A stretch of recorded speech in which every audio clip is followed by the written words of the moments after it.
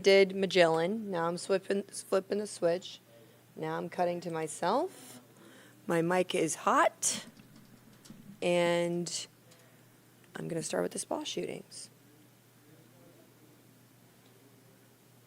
All right, let's see if I see myself on YouTube yet. Yeah? Okay, cool. Thank you, Ellie. You are the best. I appreciate it. All right.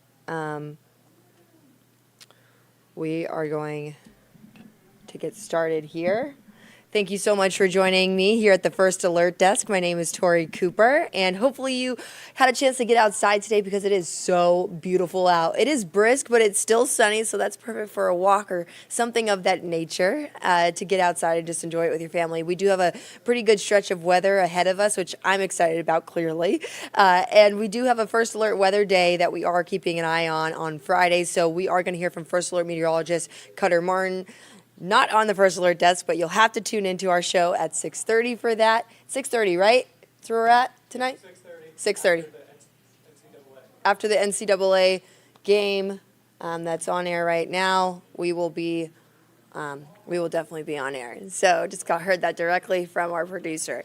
So let's go right into it. There's actually a story that is close to my heart. It's something that I did have a chance to cover extensively. It's the Atlanta spa shootings that took place both in Cherokee County and in Metro Atlanta. This was in 2021 when the gunman Robert Long went on a shooting spree at several different Asian spas, and this was a devastating event that took place, and it was really a bunch of different events colliding at the same time. This was during the COVID.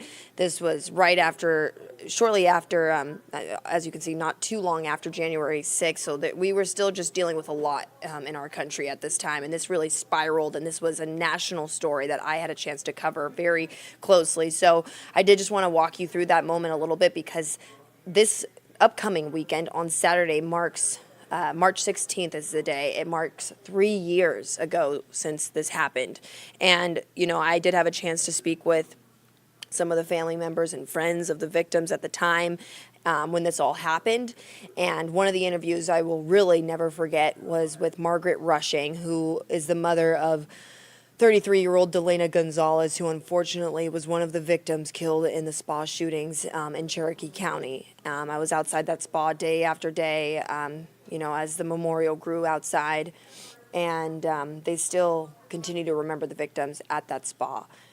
So I wanted to take you back through this moment that I had as a reporter out in the field when I actually pulled up and all of her family members were outside of her family home, and they were just crying and just holding each other, and it was something that any human being who watches this is just going to be with this family in this moment. You're going to hear from her mom, you're going to hear from her sister, and you're going to see the family that she left behind.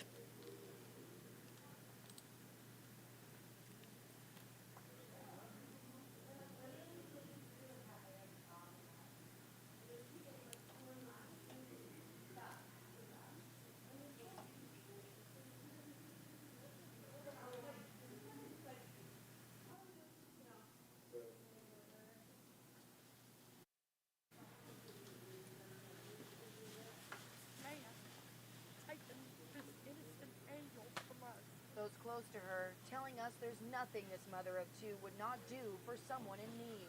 She had a heart of gold. She would do anything for anybody, give her shirt off of her back for anyone. She had the heart that most have no idea.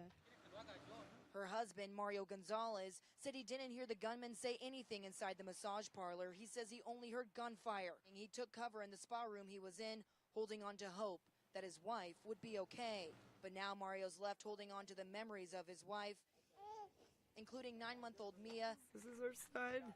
And 13-year-old Mason.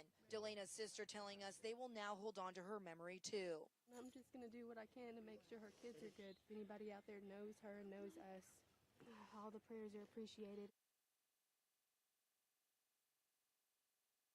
I have a wedding picture of her. Margaret Rushing says all her daughter wanted was some quality relaxation time with her. All right, so hopefully there was no audio issues with that. I'm going to look to you guys on YouTube if you are tuning in with us. If you were not able to hear that, please let me know, because that story is one that I will never forget. And it sounds like you guys did get the audio. It sounds like we were good on that. So I'm going to assume that everything worked out. But as you can tell, I mean, this was just something that ripped this family to shreds. And I did reach back out to Miss Rushing today to try to see if she'd be willing to talk, just because it is the 3-year anniversary coming up, and she wasn't interested in talking. But she said that, she did tell me that she's still just so upset by this. Not a day goes by that she doesn't think about her daughter and want her back. And she was really she had just gotten married. She had just had her first child, and then this happened. She goes to a spa with her new husband, their newlyweds, just to have a day of relaxation together. And they're in separate rooms, and Robert Long comes in and just tears through the place. So definitely a story that I will take home with me forever. I was invited to Delena's funeral. One of the only media outlets that did get to cover that was us, and I'll never forget it. So we will be covering the memorial events that will be taking place throughout the week, to this upcoming week, to remember the victims that were killed in the spa shootings. And we've done other stories on them, and we might be able to feature some of those other stories that we did get a chance to share right here on the First Alert Desk, maybe at 8 o'clock. We'll see if Miss Carly Barnett is interested in that. So we will see what else we get this week from any victims' families and anybody else who might weigh in, and any advocacy groups, because there was a group yesterday. So let's talk about that. Let's go over there. So there was a group yesterday that was working for Asian Americans justice. That's essentially what this was all about yesterday. Let me just pull this up really quick.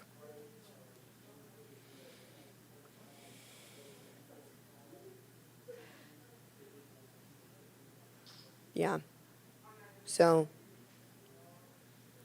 this is who we had a chance to speak with. You could see they were holding. I'm going to take you to that event that was held yesterday. It's the Asian Americans Advancing Justice group that held this event, and you could see them out there. Let me just play this out. This was the event where they were just talking about justice for everyone, especially Asian Americans, and doing what needs to happen in Atlanta to make sure that there's equity across the board. You could see a lot of people were in the room, and we spoke to some of the advocates that showed up.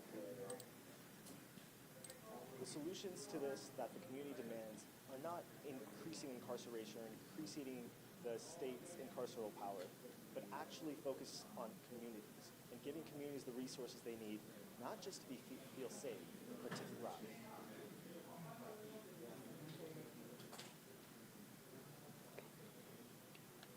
All right.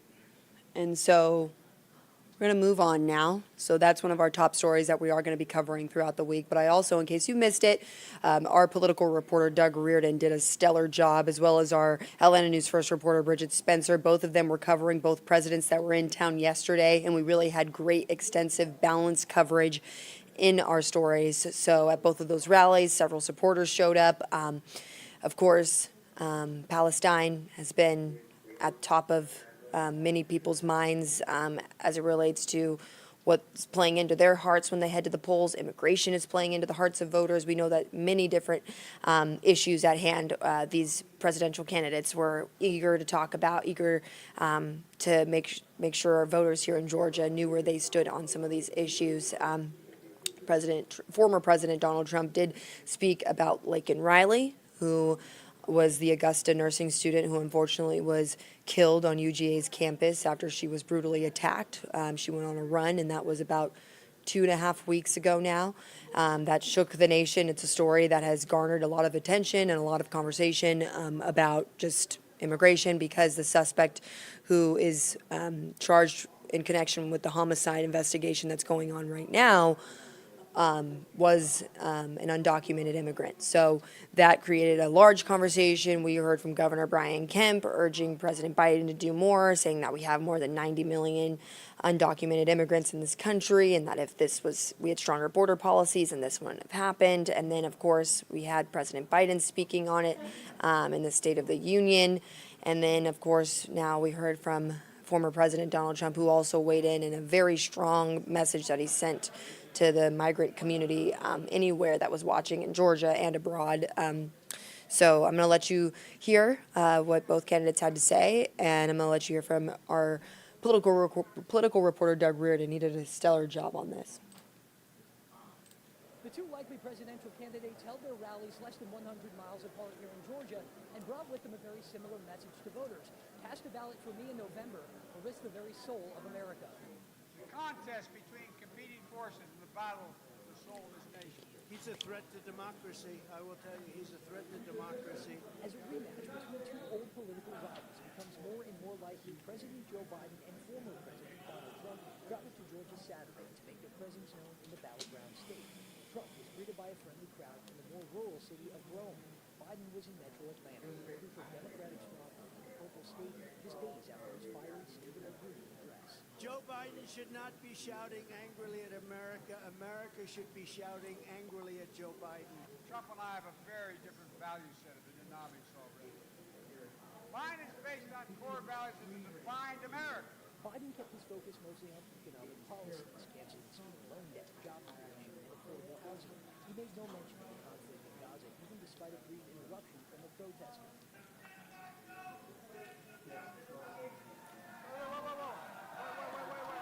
Biden also briefly discussed immigration policy, hammering Trump for past disparaging comments. Instead of celebrating the contribution of immigrants to our country, to our economy, and our community, Donald Trump calls them vermin, poisoning the blood of America. But the president made no mention of his indefinite arrival.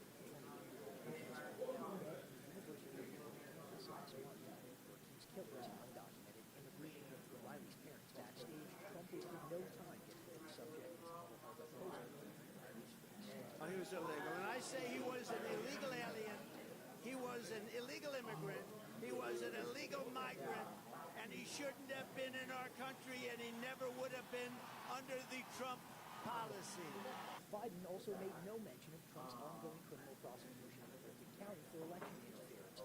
But Trump ripped into District Attorney Fonnie Willis over her relationship with a prosecutor that linked her involvement in the case in jeopardy. She may set a record for the most vacations taken in the history of a job.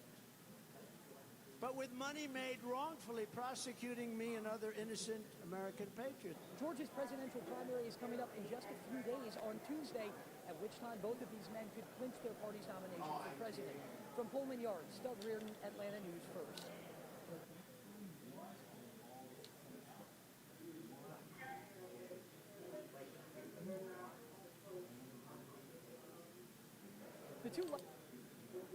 All right, so you can see it was a lot. It was a lot. And Georgia's going to be top of mind, and it's going to be front and center. All eyes are going to be on Georgia throughout the presidential race. Georgia turned blue last year. It's now a purple state relatively because it can go either way. We have the rural communities that typically lean more Republican, and then the inner city usually is more Democrat. So it will be very interesting to see which candidate pulls out the lead on this. And voters, you're headed to the polls on Tuesday, and we're excited to cover that. I am certainly excited about that. I'm going to be exercising my vote, and you certainly should as well. So we're going to be covering that, and we'll let you know what happens. You can count on Atlanta News First to bring you wraparound coverage on that, always. So now let's move on.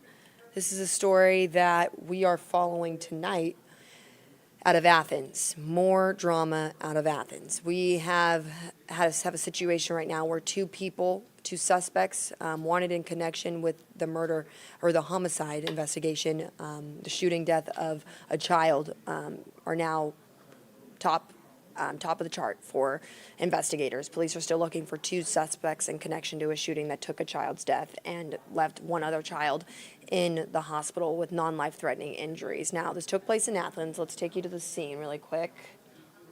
All right, here's the scene. Let's play this out while I tell you what happened. So they were called out to a mobile home park along Hallmark. Let me just get the name of the street really quick. It was Hallmark Mobile Home Park. That's where they were called out to on Friday when this all happened. They received reports that two children were shot, and then once they got out there, they were unable to save one of them, unfortunately. And then again, as I mentioned, one of them did go to the hospital with non-life-threatening injuries, but they did make an arrest. You did see that person's face. Let me make sure I play that again. This is the suspect right here on your screen, 17-year-old Julian Cubillos. was arrested and shortly after the shooting, and he's facing murder and gang charges. So we do know that investigators are calling this a gang-related shooting. So that's new information tonight, along with, of course, the search continuing for the manhunt that's underway for the two suspects, because there's a manhunt underway. So that's the two pieces of new information. And then lastly, there's still those two suspects. They already know who they're looking for. 18-year-old Dakuyos Ekolis and also 16-year-old Jaden Brown. Those are the other two suspects that they are looking for in connection with this shooting. We're told that the suspects went by, started shooting into the house, and that the child was sitting and watching TV at the time when this all happened. And, you know, this was a dramatic scene. Let me get some information clarified. Terry, did you talk to the mom?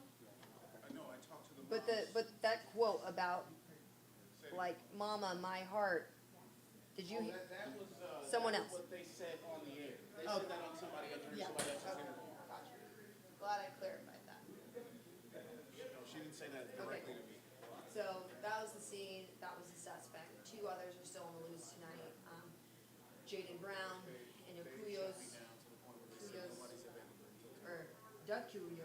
Nicolas. Those are the two suspects, and they're both teenagers. So again, this is an ongoing investigation that police looking into in Athens, but Athens has been hit pretty hard the past 2 weeks. We had the Lake Riley situation, shook the nation, and then now you have a mom who just lost her child, innocent child that was sitting watching TV. Yeah, and that's what I Been struck by a bullet. It's just absolutely horrible. So I actually went to school at the University of Georgia, and I played on the Division I soccer team there while I was there. And this is a small community. You guys all know that. If you're watching this right now, and you live in Georgia, you know that is a small community. It's almost off into the middle of what some people would call nowhere. It's like 2 hours away from here, but that's why it's even more tight knit, right? People are always looking at what comes out of there because it's our college town. So when something like this happens, we always want to make sure you know about it because it's college students around this area. This is the type of crimes that we are seeing in the area, and so make sure you know about it too. but I can't get anything. I mean, I'm gonna try to do GSP Also and working on developing a little bit more tonight. We do have a reporter heading to Athens to try to speak with the mother of the child that was shot and killed, who's at the center of this investigation. And we also are working to pursue family members of Blake and Riley. We're going to try to see if they're willing to talk tonight. We do know that they attended former President Donald Trump's rally yesterday. So we're finally starting to see them come out a little bit more. They have not wanted to speak with any media outlets thus far, but we are working to be the first ones. So if we do get that, and then it is first, we'll be the one to share it with you right here. So enjoy the rest of your Sunday, and meet us back here at 8 o'clock for another update from the First Alert Desk, and we're glad that we had you with us tonight. Oh no, I was on mute. Okay. Well, let me just wrap that up one more time. So we are covering a number of stories tonight. We're looking to advance the story on the child that was shot in Athens. We are going to try to speak with family members of the child tonight. We do have our Atlanta News First reporter, Bridget Spencer, on that, so look for that in our newscast. And then we are also looking to speak with family members of Lake and Riley, the Augusta nursing student who was killed on the UGA's campus that we talked about, that you know her name. We are trying to see if her family members are finally ready to speak. We do know that they were at former President Donald Trump's rally here in Georgia, in Rome, yesterday. So, you know, they're definitely starting to emerge a little bit more tonight. We do know that they were not ready to speak with any media outlets, and we're trying to be the first ones. So if that happens, you'll hear them right here on Atlanta News First and on the First Alert Desk. So tune back in at 8 o'clock. Miss Carly Barnett will be on here with First Alert meteorologist Cutter Martin, and they'll have another update for you on where we're at on these stories and new stories coming in, and we'll also have a look at your weather. All right. Thank you so much.